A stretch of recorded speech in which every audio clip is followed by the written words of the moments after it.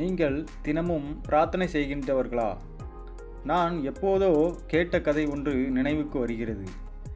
சின்சினாவடியில் ஒரு சிறுமி இருந்தாள்.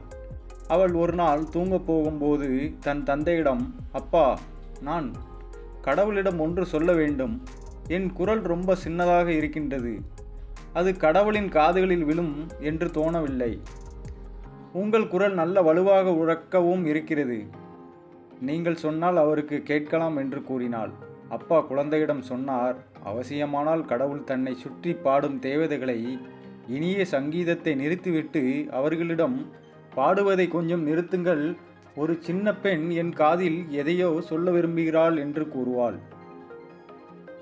நாம் எதை செய்தாலும் எப்படி செய்தாலும் சொல்லாமலே மனதுக்குள் நினைத்தாலும் அதை கேட்கவும் பிரார்த்தனை பலன் தரவும் இறைவன் ஒருவராலே முடியும். நன்றி, வணக்கம்.